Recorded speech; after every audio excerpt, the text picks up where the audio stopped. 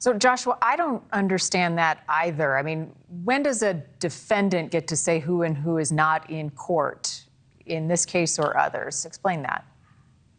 Yeah, well, it's confusing if what they're talking about is the judge not allowing them court for the jury selection process, because that would be something that's open to court and open to anyone. There is a thing called a motion to exclude involving witnesses who may testify, and you can understand that you don't want potential witnesses being able to hear other testimonies so that they might change their testimony when it comes their time to actually take the stand. So that would be understandable, and that's why, it might be in the benefit of the prosecutors to call these witnesses first so that they are done with their testimony and then they can have the opportunity to sit in the courtroom. But it is frustrating, and it's also interesting because it continues to add to how this judge has been handling this case, with not allowing cameras in the courtroom, only allowing audio, but that audio is released at a later time. He's being very protective of the proceedings. Well, and that just makes me curious about what is allowed and isn't in case-by-case basis. You and I talked about the Murdoch murder trial in South Carolina and what was happening inside that courtroom. And there were witnesses who testified on that stand who were in court. I mean, the most prominent one was probably Buster Murdoch. So we've seen it happen before. I mean, these grandparents want to be in there for their vested interest. Their grandson is dead. Any chance that the judge will change their mind on this, that the state might have some weight? Yeah, Murdoch was an interesting case because you're absolutely right. We saw Buster in court every single day before he testified, which was surprising to me. So I don't know, maybe the defense didn't have a problem in that case because they were going to call him as their own witness and the prosecution didn't take issue with it. But if the defense has raised an objection in this case, I can't see the judge, with the magnitude of the case that we have involved here, with the fact that she's on trial for several murders, I can't see the judge really deferring to the prosecution in this type of an instance when it involves kind of protecting the sanctity of testimony.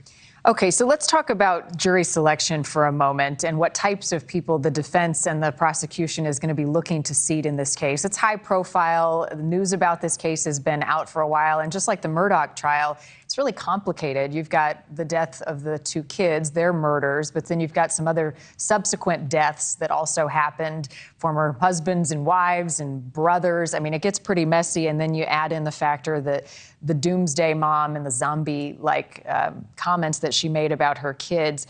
How do you question a jury? First of all, what's the defense want to see in a juror? Yeah, a lot going on here. I think the defense, and they've made these motions already, they're primarily concerned with finding people who don't have preconceived notions of this case, which is difficult in that community considering the amount of media attention it has got. But the other thing that I think is going to play a huge role in this case is her mental health. We know that at one point she was already declared unfit to stand trial. That halted proceedings for some time. Idaho does not have a traditional insanity defense, but her mental health can play a role when we're talking about whether or not she was premeditated. This is first-degree murder, so her mental state is at issue. Her mens rea will play a role in this, and they can attack that by saying that she suffered from mental health. So I imagine in voir dire, they're going to ask questions of jurors of how they respond to that. What do they think about that? What do they think about somebody's religious beliefs? All of those things, I think, are going to play a big role in the defense. And the kids were found in a shallow grave. Do we know much more about the evidence that the prosecution has in this case? You know, the prosecution has been a little guarded with what they've shared with the media.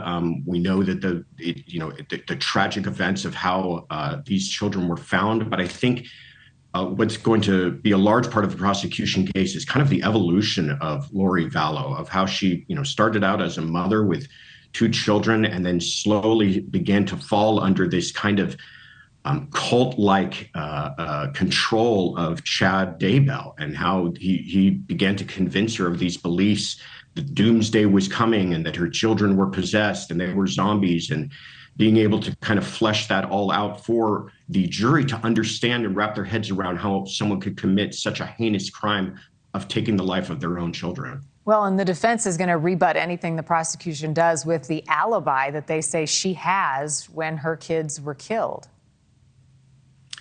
Yeah, we'll see how that plays out.